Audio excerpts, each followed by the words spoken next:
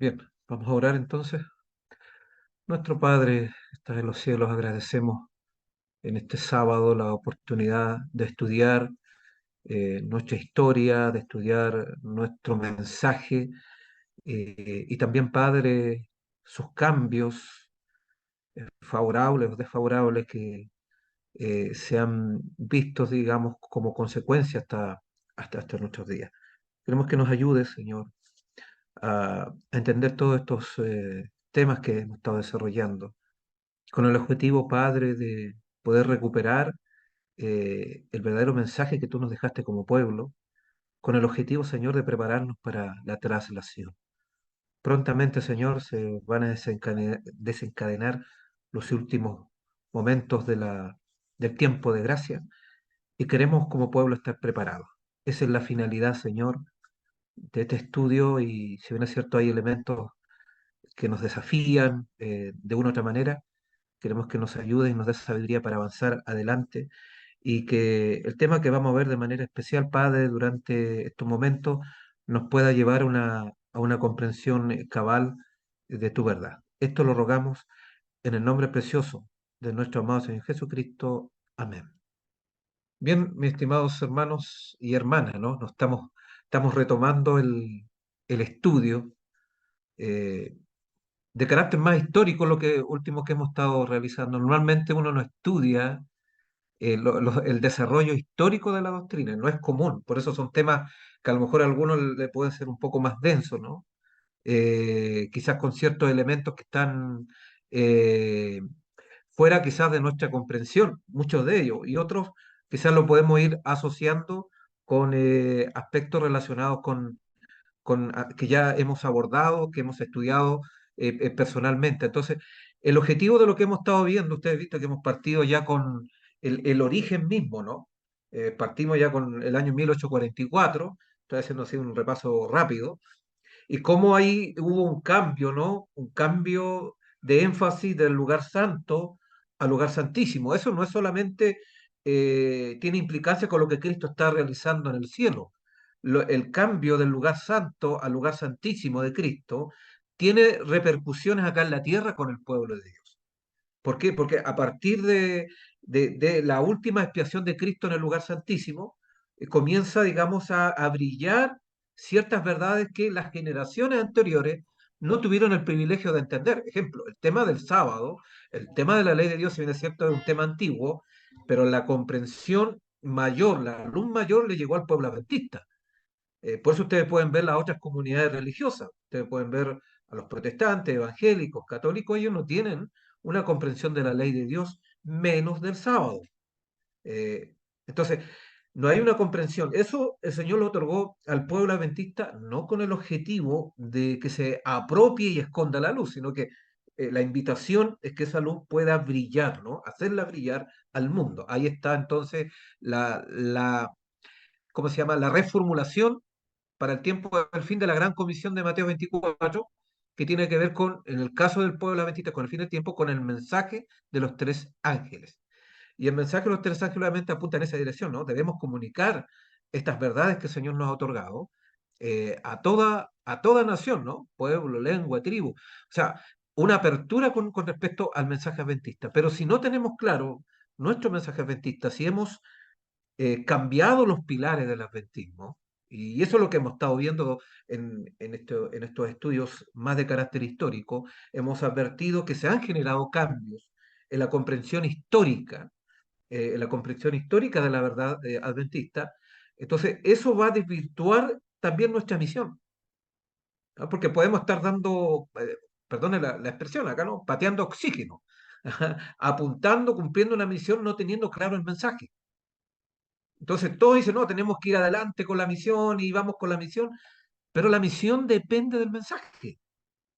Si el mensaje no lo tenemos claro, nuestra misión tampoco va a estar clara. Eso es importante, no se trata solamente de ir a golpear puertas, dar estudios bíblicos, sino saber qué mensaje debemos entregar al mundo, qué testimonio es el que debemos otorgar. Bueno, eso fue lo que el Señor entregó a partir del año 1844 al pueblo remanente, al pueblo adventista, entregó un mensaje claro, levantó el don profético, ¿no? A través de la persona en White, entregando consejos más amplios, amplificando las comprensiones, digamos, con respecto a las generaciones anteriores. Y ahí entra otro tema, ¿no? El tema, el rol que debiera cumplir el don profético en estos temas. ¿Por qué? Porque mientras estuvo con vida Ellen White, hubo momentos críticos, hubo crisis, ¿no? Apostasía, sin duda. Ya hemos visto la crisis de la apostasía alfa, ¿no? La apostasía alfa fue en la época de Hermana White, pero Hermana White enfrentó esa apostasía con relación, digamos, a Kellogg y sus asociados, ¿no? Gente, inclusive que antes estuvo con Ellen White, se asociaron con Kellogg. Bueno, hay todo un aspecto que vimos anteriormente, pueden revisar los videos anteriores donde abordamos justamente el tema de la apostasía alfa. Entonces, mientras estuvo con vida en el Huay, ella pudo abordar, pudo obviamente hacerle frente, tal cual le dijo el ángel, hazle frente. Porque cuando aparece la apostasía, hermano, hay que hacer frente a la apostasía. No obviarla, no dejarla pasar, frente, no en un sentido violento, cuidado. Hay grupos que también se caracterizan usando la violencia, no, no. No violentamente, pero sí, digamos, con firmeza, expresar justamente con claridad qué aspectos que se están enfatizando actualmente, digamos, no tiene relación con el mensaje que el Señor nos ha entregado para este tiempo como pueblo adventista. Entonces, mientras estuvo en el juez no hubo problemas, pero después con la muerte, y eso es lo que vamos a ver ahora, ¿no? Eh, Después de 1915, ustedes vieron ahí el título, post 1915, ¿por qué colocamos 1915? Porque eso tiene que ver con la muerte de Ellen White. Y con la muerte, obviamente, de Ellen White empieza un cambio, a generarse el verdadero cambio. Ya vimos anteriormente de que hubo una explosión, ¿no? La explosión de preguntas sobre doctrina. Ese fue el último tema que abordamos, donde obviamente la Iglesia hizo un cambio teológico, y eso no lo podemos negar, un giro teológico, producto de ese diálogo que hubo entre ciertos personeros de la administración adventista de la época, ¿no? Entre ellos Frum, con evangélicos. Y ahí obviamente se elaboró el libro Preguntas sobre Doctrina, que recogió justamente esa presión, porque se generó una presión.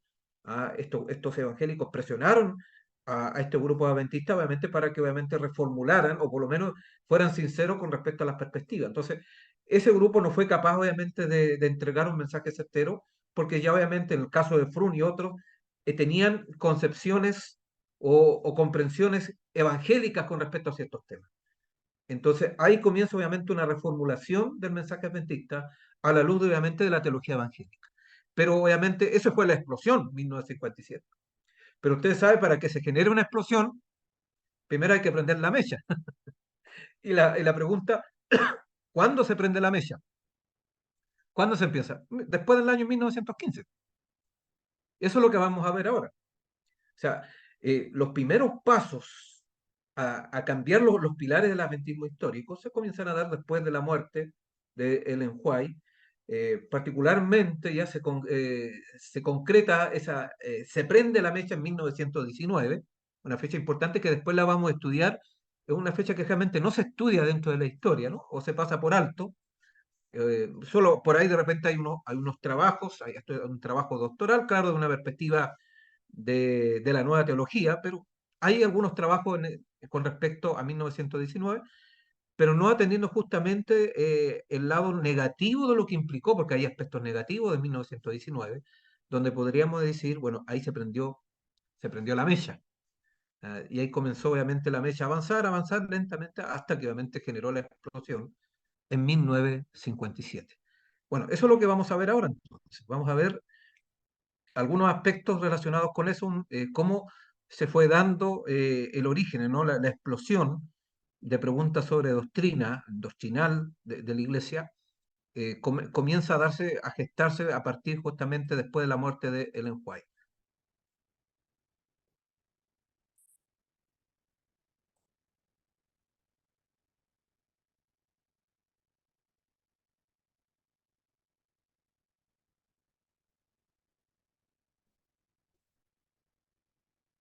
Bueno, vamos a hacer una revisión interesante en este punto, ¿no? Un repaso. Después en algún momento vamos a entrar a hablar de, bueno, esta es una foto clásica de ese encuentro, ¿no? Que hubo de profesores del área de educación e historiadores de la época adventista, 1919, donde comienzan nuevamente a gestarse ciertos cambios en la perspectiva con respecto al don profético y también con respecto a otros lineamientos teológicos o del mensaje adventista. Podemos comenzar en este recorrido que vamos a hacer a continuación de estos pasos, ¿no? De cómo empezó a prenderse la mecha hasta que llegó la explosión en 1957, con el libro de Doctrina de Cristo de Prescott. Este libro de Prescott, que bueno, es uno de los, podríamos decir, pioneros de segunda generación, conocido por varios. Los aportes no podemos negar de Prescott, pero él empieza obviamente a centralizar, aparentemente la centralidad parece positiva, porque obviamente él comienza a focalizar el mensaje adventista a la luz de Cristo. Eso no es malo, obviamente, pero la pregunta es, eh, ¿cuál era el foco? El foco uno puede ver que el énfasis de Prescott en ese libro, estamos hablando ya en 1920, eh, posteriormente a lo que fue ese encuentro de 1919, y el énfasis de ese libro, ¿no? La doctrina de Cristo, que no está disponible en español, pero está en inglés, tiene que ver justamente con el tema de la salvación y la experiencia particularmente. En su libro, Prescott introduce la noción de que la experiencia religiosa es más importante que la doctrina. Entonces, doctrina y experiencia no van necesariamente juntas. Entonces, de acuerdo con Prescott, no debemos permitir que el conocimiento de la doctrina sobre él, o sea, Cristo, lo oscurezca. Entonces, acá ya comenzamos a ver algo extraño, a dividir justamente doctrina de la experiencia o de lo práctico, ¿no? Esto es práctico, esto es teórico, y eso es muy actual, ¿eh? Y de repente encuentro, no, que a mí me gusta lo práctico, y por eso no estudian. Cuidado, la teoría y la práctica bíblicamente siempre están unidas. Yo no puedo hacer sin previamente conocer. Porque obviamente cuando yo conozco, hago. Yo sé, si el Señor me dice, haz esto, para saber qué es lo que tengo que hacer, tengo que conocerlo. O sea, la teoría obviamente siempre es necesaria. No podemos obviarla porque de lo contrario vamos a estar haciendo quizás algo equivocado, incorrecto con respecto, digamos, a los requerimientos divinos. Así que cuando se divide la doctrina de la experiencia, empiezan los problemas. Y eso es muy propio de la teología evangélica, y particularmente la teología más carismática, podríamos decir de corte pentecostal, ¿no? Ellos hablan de la experiencia con Cristo. Pero la doctrina ahí no, ¿no? Dejémosla, de repente si tiene espacio le damos sentido a la doctrina. Bueno, acá también en Latinoamérica hemos tenido ese tema, ¿no? Por muchos años, ¿no? Muchos líderes han dicho, acá en Latinoamérica y en Sudamérica también, acá se trabaja y en Norteamérica se estudia, ¿no? Los americanos son de la doctrina, acá nosotros somos de la experiencia y del trabajo. Bueno, esa es la perspectiva que tenía Prescott ya, muy temprano dentro de nuestra historia de la iglesia. Pero reitero, esa división no es bíblica, ¿no? Tampoco lo encontramos en los testimonios. Bueno, acá está, si no lo conocía, este, digamos, es el pastor Prescott, ¿no? Reitero, él tuvo una labor bien interesante dentro de la iglesia, pero obviamente ya en los conceptos teológicos en esta época, hubo una época anteriormente, obviamente fue un gran baluarte en muchos aspectos, pero ya post muerte, y eso le pasaron a varios que conocieron a Ellen White, después de su muerte, comenzaron a tener una perspectiva inclusive más negativa con respecto al propio don profético de Ellen White. Entre ellos Prescott, tenemos a Haskell, bueno, otros más que obviamente que fueron, alcanzaron a ser contemporáneos en la última etapa de Ellen White, la conocieron, pero obviamente comenzaron a tener cambios o maneras distintas de ver obviamente el don profético. Es interesante observar que Prescott cita afirmativamente, aunque sin referencia bibliográfica, a Thomas de Honey, ¿no? Un autor evangélico, quien considera que las diferentes fases de la obra de Cristo constituyen en última instancia un esquema, un sistema de doctrina.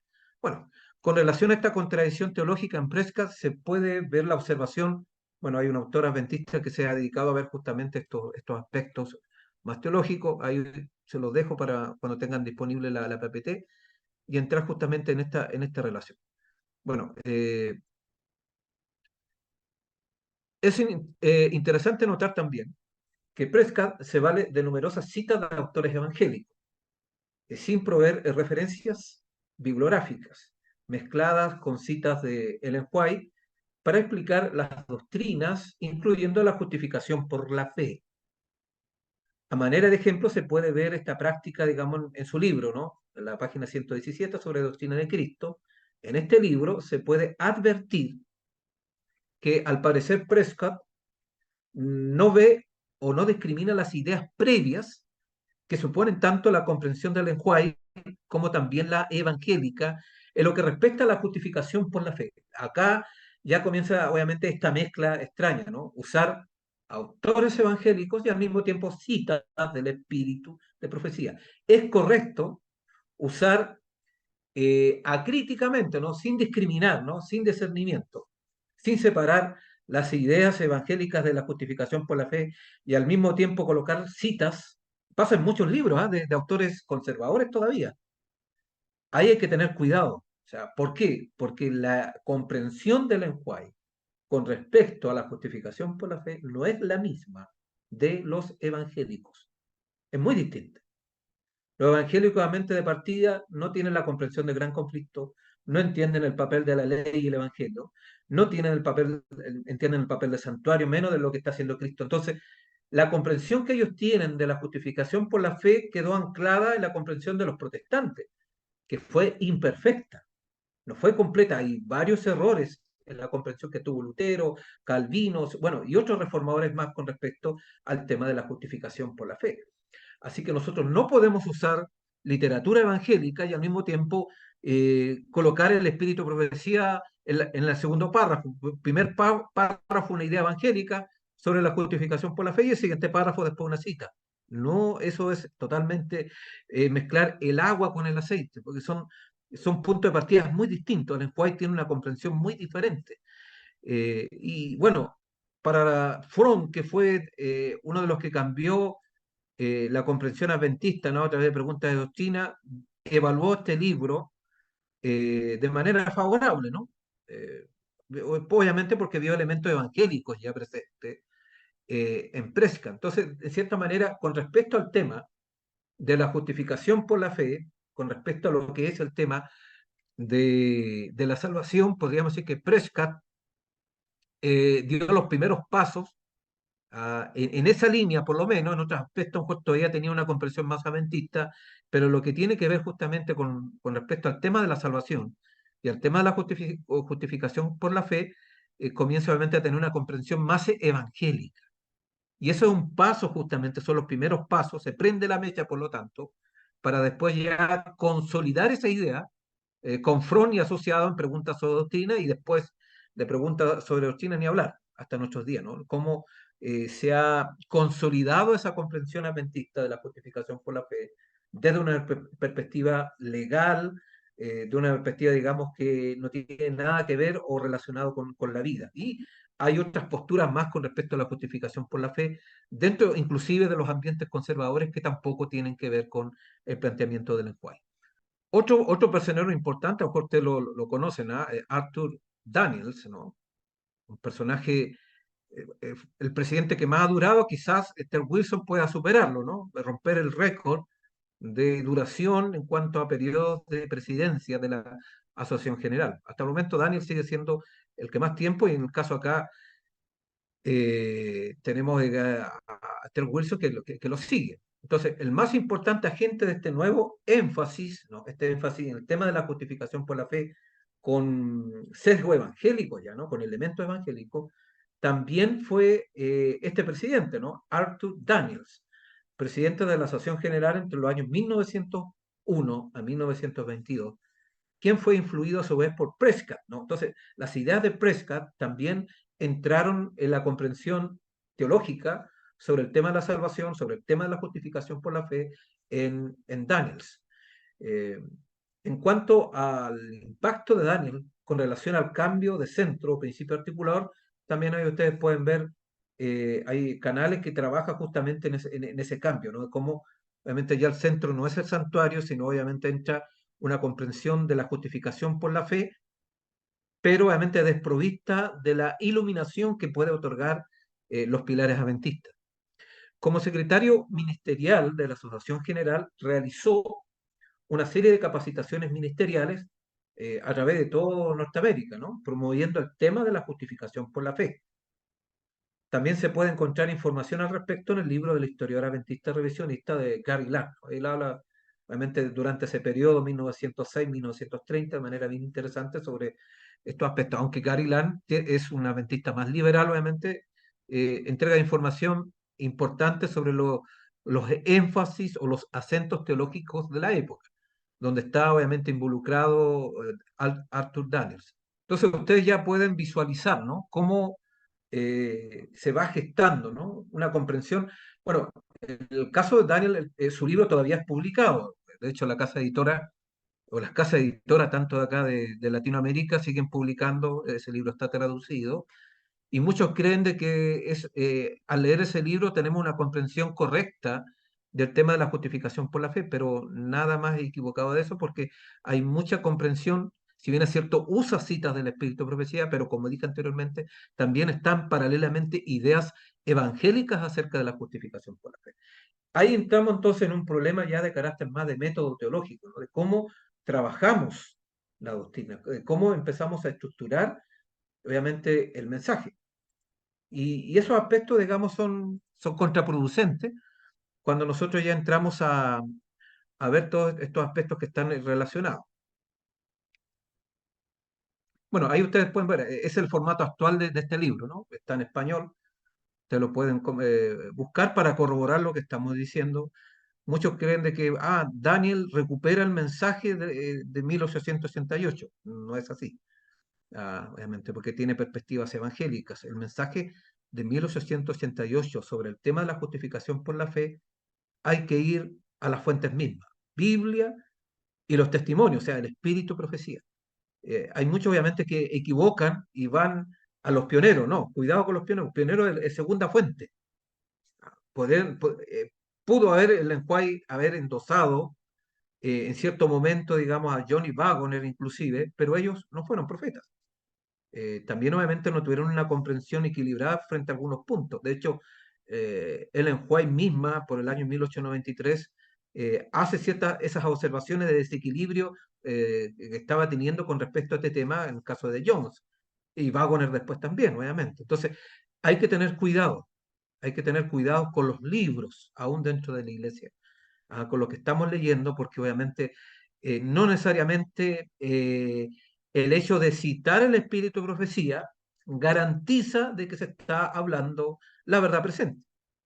Es complicado lo que le estoy diciendo, me dice, bueno, ¿y cómo lo hacemos? Bueno, por eso es importante tener un estudio periódico de la Biblia y al mismo tiempo también un estudio así más sistemático del espíritu de profecía, de los libros que hablan sobre este tema. Acá tenemos obviamente el libro Deseado a toda la gente, El Camino a Cristo, Palabra de Vida del Gran Maestro, El Discurso del Maestro Jesucristo, Fe y Obra, ¿no? Que es una compilación posterior, Mensajes Celestos. O sea, tenemos entonces una gama de libros que nos habla en qué consiste el mensaje de la justificación por la fe.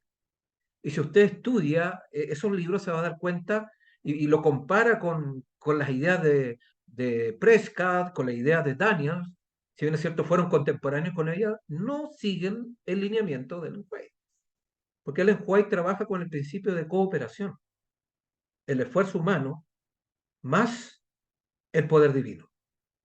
En cambio, la perspectiva evangélica es solo Cristo, solo experiencia.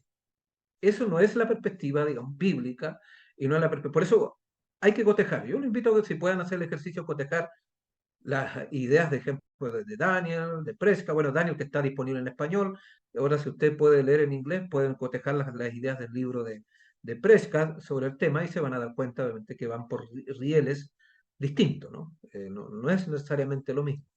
Y ahí uno puede describir justamente el mismo capítulo 7 si uno va al libro de Daniel, uno puede descubrir que la justicia por la fe, como una verdad fundamental que lo abarca todo, se puede ver esta comprensión en ese libro. Pero hay algo interesante en ese punto. Para Daniel, la justicia por la fe es la doctrina que abarca a todas las demás, incluyendo la doctrina del ministerio de Jesús en el santuario. En otras palabras, Daniel entiende el santuario a la luz de la justificación, más que la justificación a la luz del santuario. Entonces, es notable que esta sea la única referencia explícita al santuario celestial en todo el libro. Y no solo el tema del santuario está ausente de su constructo, ¿no? de su idea, sino que también la teodicea del gran conflicto, que es fundamental. Entonces, acá entramos en un problema, ¿no? Entonces, al no usar el santuario, al no usar el gran conflicto, obviamente no está usando los pilares del adventismo para obviamente entender el tema de la justificación por la fe. No sé si me estoy entendiendo frente a este punto. Entonces, ahí está el problema. Y dice, bueno, ¿cuál es el problema? Es el problema. Si no trabajamos con el santuario, ¿no? La comprensión completa del santuario, si no trabajamos con la comprensión de lo que implica el tema del gran conflicto cuyo centro tiene que ver con la ley de Dios. Pues acuérdense que la gran acusación del diablo con respecto al tema del gran conflicto es que la ley de Dios no puede ser guardada. Esa es la acusación del diablo. Entonces, la demostración que tiene que hacer el pueblo de Dios es que sí puede ser guardada. Por lo tanto, la justificación por la fe no es interesante que Ellen White dice el mensaje del tercer ángel es el mensaje de la justificación por la fe, en verdad. Y si uno va a Apocalipsis, ¿en qué consiste el mensaje del tercer ángel? Aquí está la paciencia de los santos, los que guardan los mandamientos de Dios y tienen la fe de Jesús. O sea, en otras palabras, el tema de la justificación, no vamos a entrar todos los detalles ahora porque no es el tema de ahora, pero es para clarificar, está centrado con el tema de la ley de Dios. O sea, la justificación por la fe en la comprensión adventista no margina la ley de Dios, no margina la obediencia, sino que la incluye. Y el juez también lo dice cuando habla con respecto en qué consistió el mensaje que predicó Johnny Vagon en 1868, dice, eso se manifiesta en la obediencia a todos los mandamientos de la ley de Dios. O sea, no podemos hablar de justificación marginando eh, el tema digamos, del santuario y del gran conflicto. Respecto a Daniel, hay algunos autores adventistas más evangélicos que lo ven positivos también, bueno, es también un buen indicador, ¿no? Cuando los que tienen orientación dentro del adventismo más evangélica empiezan a ver de manera positiva las declaraciones de Prescott, las declaraciones o definiciones de Daniel, ya no está dando a entender de que su posición ya no está siendo tan adventista, sino está yendo ya en un terreno más evangélico. Entonces, estos autores, a lo mejor sin querer, acá yo no estoy hablando de intenciones, ¿no? A lo mejor tanto Prescott como Daniel eran conservadores, hicieron una gran tarea, no podemos desconocer ese punto. Así que no estamos criticando sus intenciones. Acá lo que estamos observando es que sin querer, por enredarse con literatura evangélica, comenzaron nuevamente a tener una comprensión eh, obviamente mezclada, ¿no? A hacer una mezcla extraña entre ideas adventistas, ¿no? O citas adventistas del Espíritu de Profecía con una comprensión adventista. ¿Qué es lo que dice este autor con respecto a Daniel, no? Es difícil imaginar cómo la doctrina de la justificación por la fe podría haber recibido mayor énfasis. Su posición estaba en perfecta armonía con la mejor enseñanza evangélica. Entonces este autor vio que la comprensión de Daniel con respecto a la justificación por la fe estaba en concordancia, estaba en relación, digamos, no eran contrario a la comprensión evangélica. Y esto ya da una idea preocupante, ¿no? Otro autor por el año 1924, ¿no? Durante la época, este es el otro periodo que podemos ir abarcando, ¿no? La época de 1920 a 1930, aparecieron varios autores adventistas enfatizando el tema de la justificación por la fe, pero no necesariamente de una perspectiva adventista, ¿no? Magui, por ejemplo, sugirió que la justificación y la santificación no son coextensivas, ¿no? O sea, no hay una fusión, una unión, una correlación, al señalar que la justificación necesariamente precede a la santificación. Eso se puede ver ahí en su libro, ¿no? La vida victoriosa en la página 91. Entonces, McWeir parece ver la justificación como un hecho puntual al inicio de la vida del creyente. Creía que por la muerte y la sangre derramada de Cristo somos justificados a través de la agencia del Espíritu enviada desde el cielo por el ministerio de nuestro Señor, somos santificados. Nunca podríamos ser justificados sin su muerte y su resurrección, ni ser santificados sin su vida e intercesión que resulta del Espíritu. Aparentemente esta cita parece correcta, ¿no? En otras palabras, la justificación está vinculada básicamente a la cruz, no a la intercesión de Cristo. Ahí está la diferencia de la comprensión adventista. O sea, nosotros como pueblo adventista, la justificación por la fe no está solamente anclada en la cruz. La justificación por la fe, como es algo dinámico, tiene que ver con la obra que está haciendo Cristo ahora en el santuario celestial. Por eso hablábamos anteriormente del lugar santísimo. Entonces, la justificación por la fe que deja fuera el tema del lugar santísimo, la obra de Cristo, la expresión final, obviamente, es una comprensión equivocada. Ahí está justamente donde debemos colocar alerta. Entonces, estos autores adventistas de esta época, estamos hablando del 1920 a 1930, lamentablemente, empezaron a perder de vista el tema del santuario, el tema del lugar santísimo, y tal como advertía el enjuague, empezaron a abrir la puerta del lugar santo. Por eso hablábamos anteriormente que en 1957 no partió y ahí el problema. El problema ya empieza a visualizarse en estas épocas previas. Por eso estoy compartiendo esto con ustedes, ¿no? Por eso hablamos de prender la mecha, porque obviamente la explosión no viene así, una detonación de la noche a la mañana. Hay que prender la mecha primero. Y la mecha comienza a encenderse y a seguir, digamos, su curso ya en estos años, lamentablemente. Entonces, todos los escritores durante esta época, ¿no? 1920, 30, se unieron en su convicción de que la relación individual con Cristo es el tema central del cristianismo. La parte relacionista. Eso aparentemente no se ve malo, ¿no? Pero el relacionismo, ¿no? De tener una relación con Cristo pasa obviamente a omitir la doctrina, la enseñanza y también lo que tiene que ver con el estilo de vida cristiano. No es tan importante, digamos, de cómo viva. Lo importante es que yo internamente esté conectado con el Señor, que tenga una experiencia espiritual, ¿no? Con el Señor. No importa lo que haga, eso no es trascendente. Por eso es peligroso el relacionismo. Entonces, cuando se habla acá de relación individual con Cristo, se lo habla en términos de una experiencia pentecostal, podríamos decir, ¿no? Evangélica. En ese sentido, no en una relación de obediencia. En cambio, la perspectiva bíblica y la perspectiva que nos entrega los testimonios es una experiencia de obediencia a Cristo, ¿no? De ser fieles a su santa ley. Esa es la experiencia distinta a la experiencia de los evangélicos. Pero acá los autores que pueden ver están enfatizando justamente este tema de la justificación por la fe. Después de los años 30, 1939, 1941, 47, antes de preguntar sobre doctrina, acá usted aparecen varios autores, ¿no? Wilson, Evans, Brown, a lo mejor muchos de ellos no lo conocen. Y ellos obviamente en su época también comenzaron a preocuparse sobre el tema de la justificación por la fe, pero obviamente escasea una comprensión adventista, lamentablemente. O sea, se va instalando progresivamente en estos autores una comprensión diferente. La salvedad a este grupo, que lo vamos a estudiar aparte, es Andreansen, ¿no? Ustedes han escuchado de Andreansen, que pasa a ser un personaje polémico actualmente. Bueno, él tuvo una visión distinta a estos autores.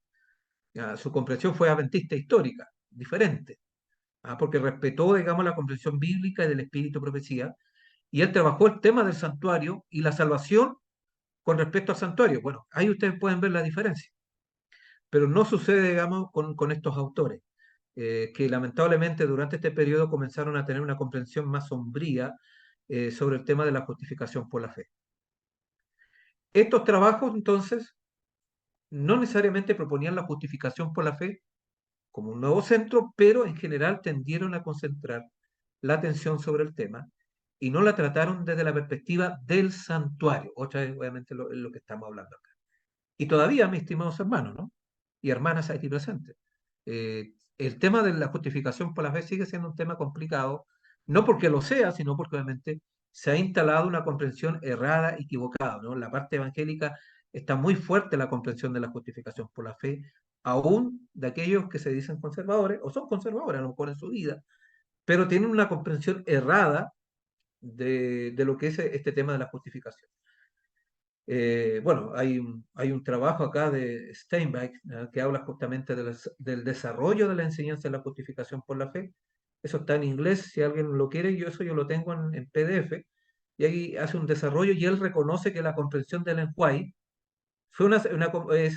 fue cooperativa de la justificación, o como se dice técnicamente, fue sinérgica, ¿no? Hay colaboración del hombre, porque la perspectiva del espíritu de profecía también de la Biblia es el esfuerzo humano más el poder de Dios. Nunca, es el solo Cristo, es una comprensión errada del protestante, donde obviamente hay una pasividad total de parte del pueblo de Dios. O sea, el hombre obviamente es totalmente pasivo, ¿no? Y no tiene que, y por lo tanto, por eso la observancia de la ley pasa a ser, digamos, desestimada, o sea, no tiene ninguna relevancia para un evangélico la ley de Dios, porque obviamente el hombre no puede cooperar con el Señor porque está totalmente depravado y porque está el pecado original en su corazón, ¿no? Porque nace como pecador. Y eso entonces le hace imposible avanzar y entender el tema de la justificación por la fe, como lo entendió Ellen White, inspirado obviamente, como el Señor le reveló, y como también lo entendieron los escritores bíblicos. O sea, nunca el concurso humano o la participación humana está ajeno a la justificación por la fe. Por eso dice, es por la fe. Y la fe, digamos, obviamente es la colaboración humana, porque quien ejerce fe es el hombre. Es el hombre el que ejerce fe, por eso dice somos justificados por la fe previo arrepentimiento. O sea, hay condiciones para la justificación. Cuando nosotros ya escuchemos un mensaje donde se nos dice de que no hay condiciones, que es unilateral, cuidado. Ese no es el mensaje adventista de la justificación por la fe. Y hay varios textos que atestiguan esa idea. Bueno, acá nosotros empezamos a ver justamente ese tema. Entonces, es interesante también observar otro autor, ¿no? French, 1937. Estos son autores que uno ya no los conoce, o ya no son contemporáneos, pero acá lo menciono para que ustedes tengan, digamos, estos datos históricos de cómo se fue gestando estos cambios doctrinales. O sea, los problemas que tenemos actualmente en lo doctrinal, ¿no? Los conflictos que uno puede observar y que uno contempla en las mismas redes, ¿no? En los grupos, de repente hay acalorados debates sobre el tema de la justificación por la fe y sobre otros temas adventistas, derivan justamente de ideas que se fueron asentando a través de la época y que obviamente los líderes en su momento no pararon o se adherieron sin una reflexión. Por eso es importante estudiar, hermano. Importante estudiar, hay que estudiar, no dejemos el estudio para que lo haga otra persona. Usted individualmente debe ver las cosas si son así. Debe buscar las evidencias.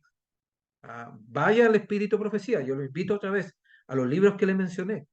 Revise ahí el tema de la justificación por la fe y se va a dar cuenta que no necesariamente lo que yo estoy escuchando, lo que yo estoy viendo, lo que estoy leyendo, concuerda con el verdadero mensaje.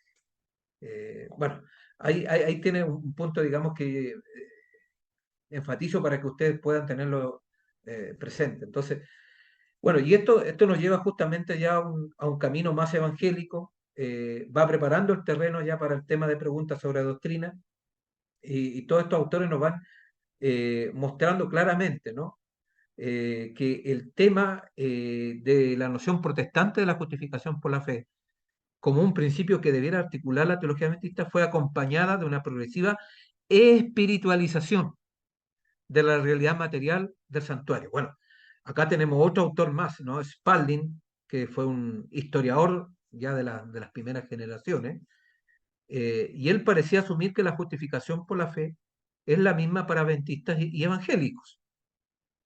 Y eso, digamos, también lo tienen varios eruditos adventistas actualmente. Dice que en realidad nuestras diferencias con los evangélicos no están en el plano de la justificación por la fe o lo que tiene que ver con la salvación, sino más que nada con el tiempo del fin.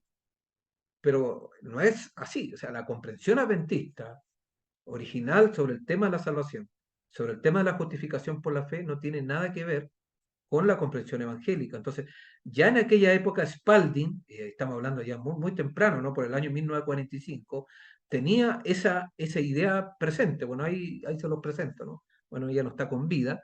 Fue un autor influyente como historiador en esa época, nuestra iglesia, y él ya tenía una división, digamos, de lo que debemos enfatizar.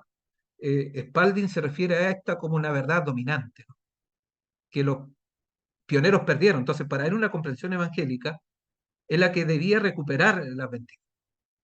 Eso es lo que él habla de verdad dominante y dejar de lado esas verdades eh, planteadas por los adventistas, ¿no? Esas verdades más peculiares de nuestra teología y entrar justamente con volver a enrielarnos dentro del mensaje protestante. En 1949 se refirió a la naturaleza del santuario celestial y a la obra que allí se realiza como descrita en el lenguaje de los hombres, porque sólo así, mediante símbolos y palabras, podía Dios transmitir cualquier idea a los hombres de la gran obra de la expiación y del juicio. La mente humana no puede comprender las realidades de esa escena celestial del juicio.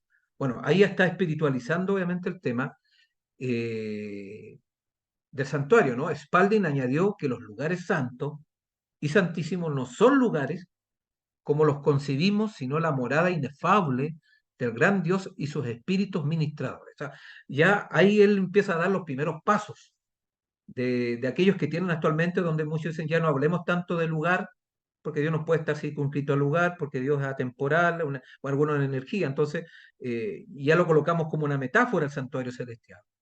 Y no es sorprendente entonces que más tarde Desmond Ford citara obviamente a Spalding, ¿no?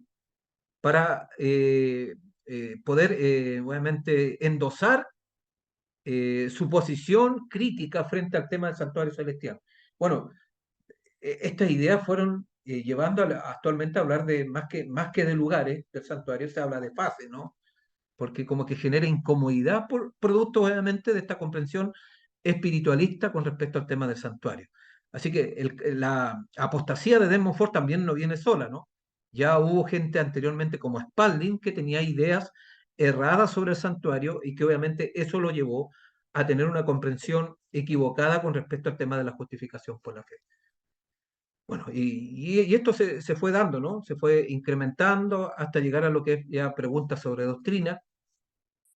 Y el tema de la justificación por la fe siguió siendo un hilo de verdad, ¿no? Eh, pero obviamente ese hilo de verdad de la justificación por la fe es un hilo equivocado. Ahí es donde tenemos que replantear las cosas. Bueno, de momento hasta acá quedamos, después vamos a entrar ya en otros aspectos, pero eso es lo que quise compartir con ustedes en estos momentos, no hacer un rastreo rápido de, obviamente, del momento en que se prendió la mecha, ¿no? La explosión, tema que vimos anteriormente.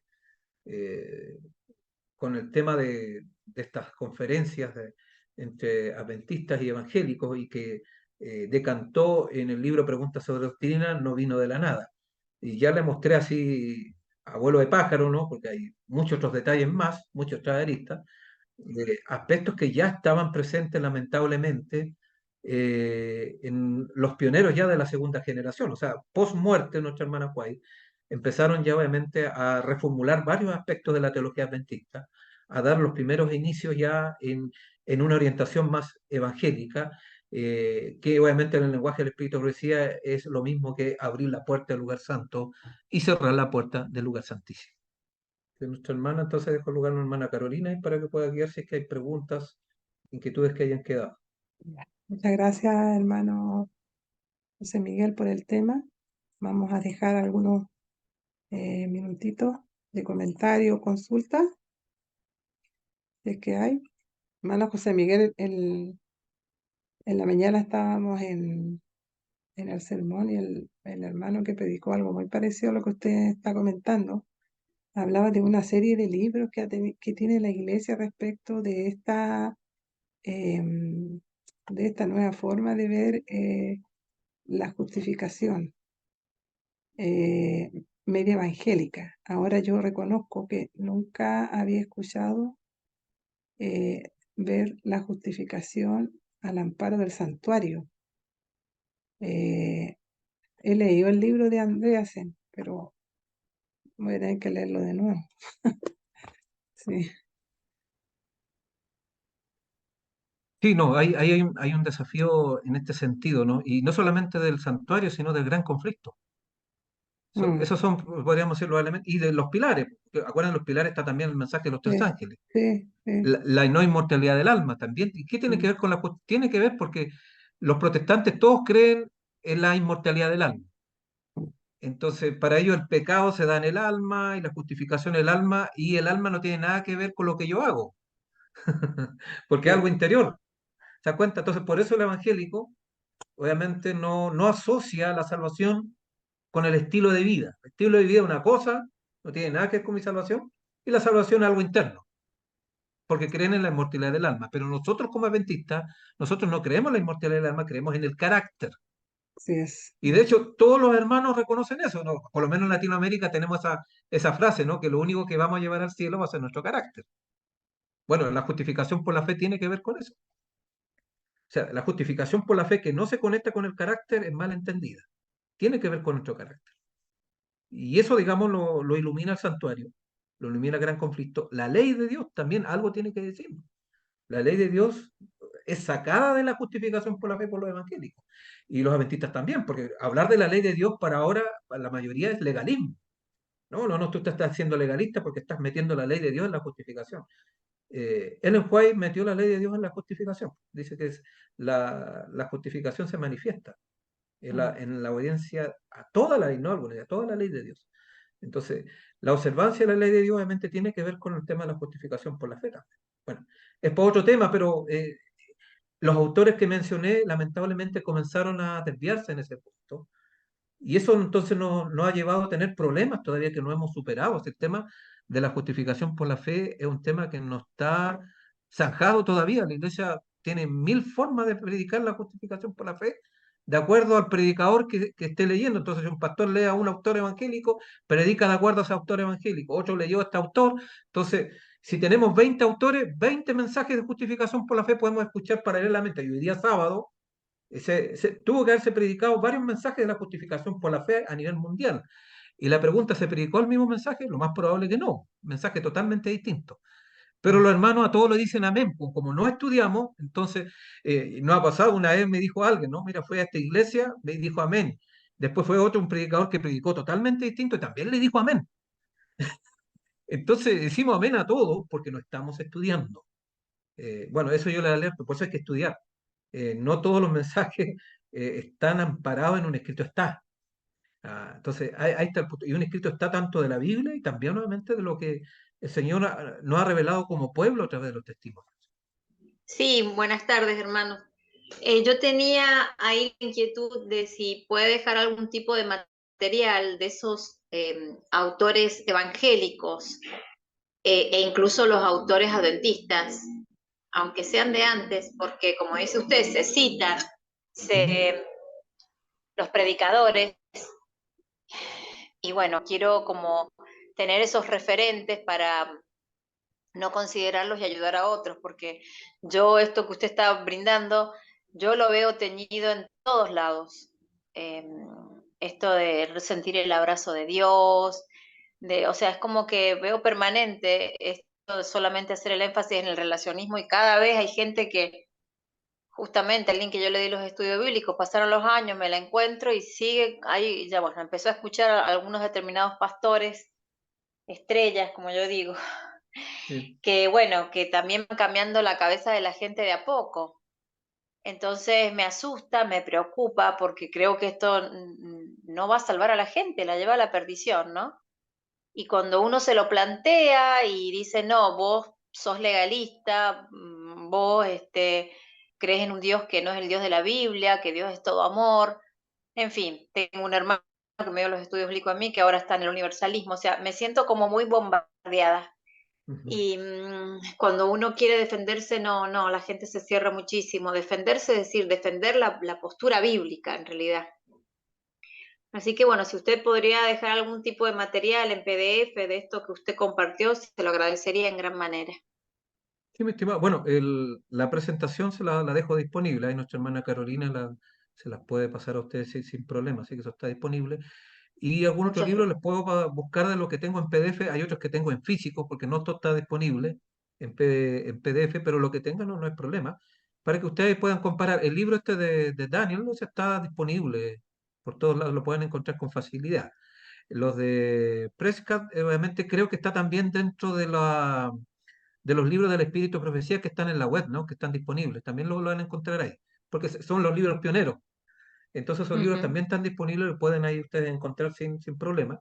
Y con el traductor de Google pueden leerlo, si que no leen inglés, lo pueden leer sin problema. Así que ahora tenemos las facilidades para obviamente poder investigar y tener ya todos esos materiales, si no todo, por lo menos la gran parte, disponible para ver las evidencias, porque eso es importante, ¿no? Mostrar las evidencias, por eso les he mencionado a ciertos autores, las páginas están ahí, ustedes las pueden buscar y ahí ustedes pueden cotejar obviamente con la tarea que les dejo a ustedes que ustedes revisen el Espíritu de Profecía. Porque esto no fue un tema de la justificación por la fe, sino que, digamos, fue el punto de cambio, ¿no? Sobre ese tema, histórico. Entonces fue un estudio más histórico que doctrinal lo que vimos hoy día. Sin perjuicio, digamos, que igual hicimos algunas acotaciones doctrinales. El Ujú. Y hermano, sobre, sí, diga no, nomás. lo último, y sobre todo el tema de la justificación por la fe, en los escritos de Elena de White se ve el camino a Cristo, el deseo de todas las gentes, y ¿qué otro libro nos recomienda? Palabra de vida del Gran Maestro, testimonio para los ministros, el discurso del Maestro Ujú, Jesucristo, fe y obra, ujú, ¿cómo se llama? Mensaje celeste, le dije, también están ahí. Y en varias partes está, o sea, es que es bien. transversal. Ellen Sí, White, está ese tema siempre, atravesado. claro, siempre está presente y está ligado con la ley de Dios, nunca fuera de la Ujú, ley. Y siempre perfecto. iluminado por el santuario, por el tema gran conflicto, esos temas siempre ustedes los van a encontrar en todo lo escrito en Ellen White. Porque obviamente ella trabajó con ese. Entonces, por eso no se trata solamente de citar textos del Espíritu de Profecía, sino de usarlo, usarlo Ujú, como interpretación, que es distinto. Una cosa, yo puedo colocar 20 textos del Espíritu de Profecía, pero hablar como un evangélico igual, como lo mencionaba en seguro, este caso. seguro. Entonces, no, Sí, ahora, el usar textos del Espíritu de Profecía no garantiza de que esté hablando de ujú, acuerdo al Espíritu de Profecía. ujú.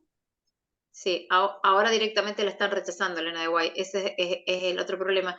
Y con respecto a lo que dijo la hermana, ver la justificación a través del santuario, ¿qué libro? Sacaron hace poco un libro de Elena de Guay que se llama El Santuario, me imagino que ahí estará, No, no, no, no, no, no, ¿no? no, no, no. O sea, de autores, ninguno trabaja con eso, ninguno.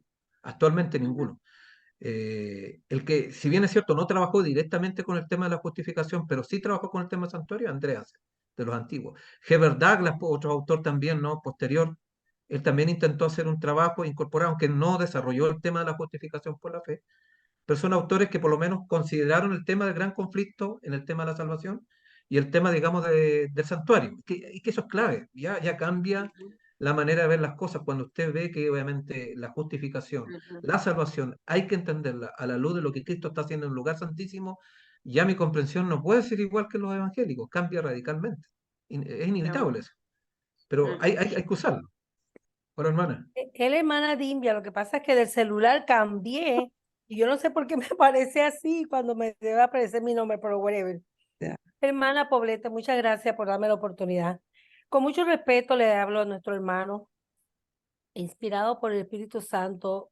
Todos sus mensajes están basados con un escrito está. Le pregunto, hermano Miguel, ¿qué diferencia, y eso es para que todos comprendamos la pregunta, qué diferencia podemos como cristianos, aunque nosotros tengamos la necesidad de esparcir conocimientos espirituales, por lo menos los escritos de la hermana Ellen White, complementando con es la segunda luz mayor, la primera es la palabra de Dios, que cuando escuchemos en cualquier lugar, sea YouTube, alguna plataforma que tengamos disponible dentro de el sistema evangélico adventista, para no confundirnos en dónde está lo escrito, ¿qué podemos decir?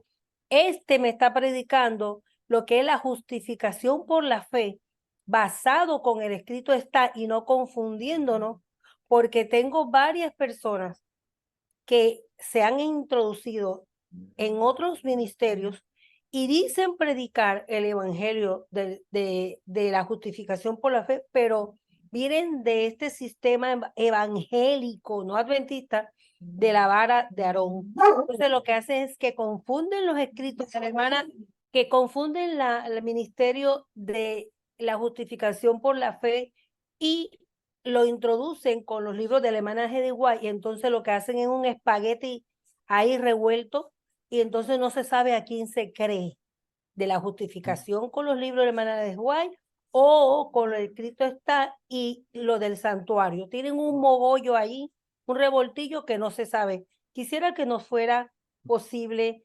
introducirnos dentro de este ministerio lo que es la justificación basado en lo escrito está y en los libros, que realmente no nos confundan cuando viene un ministerio así como la vara de Aarón y estos hermanos que vienen, que son ya como fanatismo dentro del evangelio adventista, y someten a la hermana de White, que eso es lo que es. Tengo uno que lo tuve que borrar de raíz, mi hermano Miguel, que entró a mi ministerio de oración, espíritu y fe, que yo administro los domingos, y que estaba diciendo que usted no iba a ser perdonado por Cristo, por Dios mismo, porque si usted no se arrepentía, y un revolú que uso, tuve que borrarlo, hermano, porque vienen de ese ministerio con la hermana de White, confundiendo a las personas y haciendo de que nosotros somos perdonados una vez y para siempre, ok, pero lo confunden con la justificación. ¿Qué podemos hacer, hermano Miguel?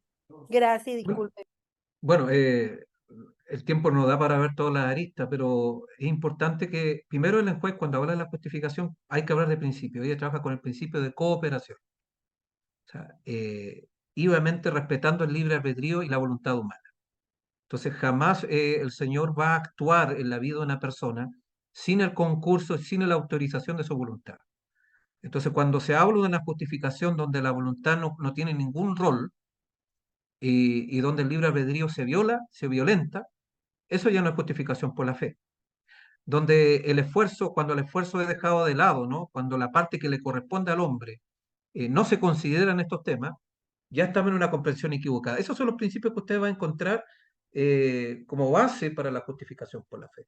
Entonces, cuando hay una perspectiva estática, ¿no? Donde el ser humano, una vez salvo, una vez justificado, siempre justificado, ¿no? Y que la justificación, bueno, hay algunos llegaron a entender que la justificación ya implica un juicio.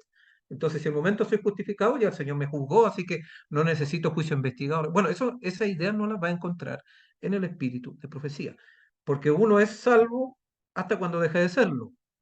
Hay una cita, yo no tengo el tiempo acá, pero sobre la experiencia de David que tiene el espíritu de profecía, donde claramente dice que David fue conforme al corazón de Dios mientras estuvo con el Señor, pero cuando él pecó dejó de serlo. O sea, esa declaración muchos la usan hablando, digamos, de que mira, como David, pero obviamente David entendió que había transgredido la ley de Dios y que su condición conforme al corazón de Dios tiene una condición. Bueno, el juez dice claramente dice que todas las promesas y maldiciones son condicionales. Entonces, cuando usted quita las condiciones de la salvación, tiene una perspectiva totalmente unilateral, donde obviamente la voluntad humana queda ajena obviamente al plano de la salvación. Eso ya no le da perspectiva del espíritu de profecía. Y hay muchas corrientes que tienen esa dirección, ¿no? Hay muchas corrientes. Entonces, eso en primer lugar, mi estimada hermana, ¿no? Es ver los principios que están detrás, cómo trabaja el lenguaje. Y un principio importante es el principio de cooperación o colaboración. O sea, el ser humano tiene que hacer su parte. No es solamente Jesús.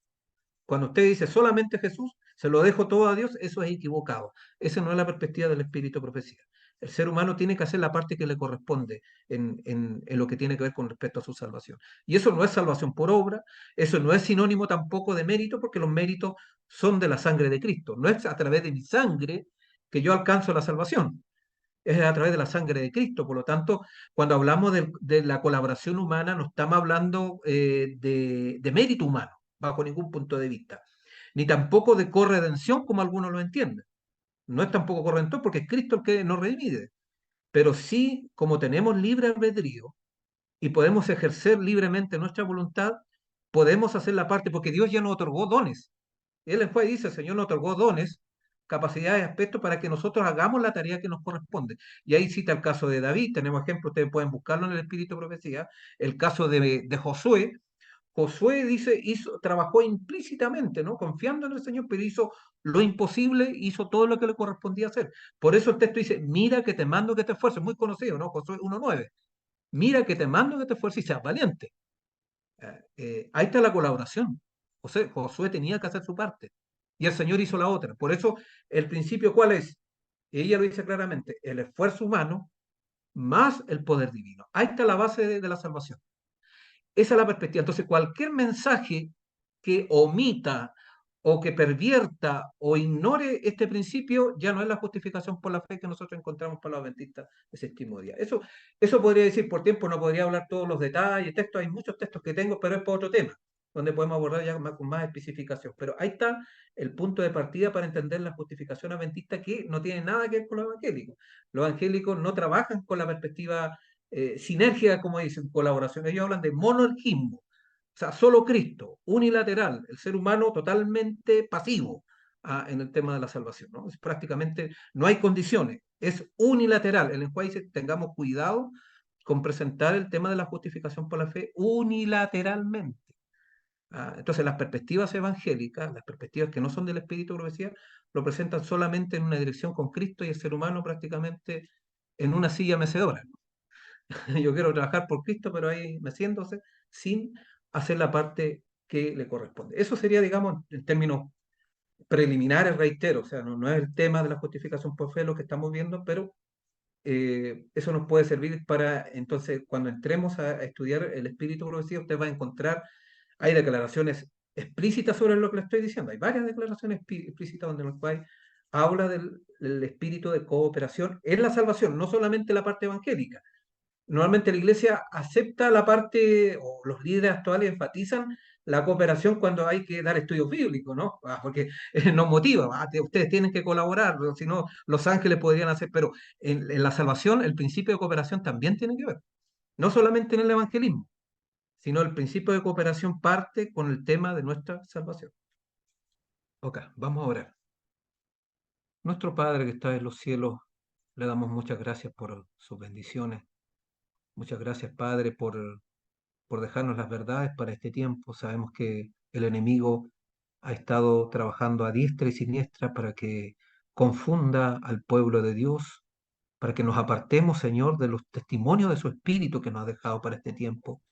Y creo que ahí está el gran problema. Hemos olvidado los testimonios, porque el mismo hombre o los mismos líderes a veces se han encargado de decir de que no son autoridad, y eso nos ha llevado a la perdición. Y en vez de ser guiados, Señor, por los testimonios de tu Espíritu, por tu palabra, Señor, estamos siendo guiados por doctrinas, por todo viento de doctrina que no tiene nada que ver con nuestra preparación para el cielo. Padre, permítenos avanzar, que este tema pueda contribuir, y los que vengan también y los anteriores, a tener una comprensión sobre estos cambios que se han generado en nuestra historia como iglesia, y que nos sirvan de advertencia frente a lo mejor las tentaciones que podamos tener para los desvíos que el diablo nos ofrece. Protege a tu pueblo, Señor. Aparta todo predicador, todo autor o todo libro que pueda dañar a nuestros hermanos y hermanas. Protégenos, Padre, de todo tipo de contaminación que nos lleve a no prepararnos, Señor, para el sellamiento. Permanece en nuestros corazones. Esto lo rogamos en el nombre precioso de nuestro amado Señor Jesucristo. Amén.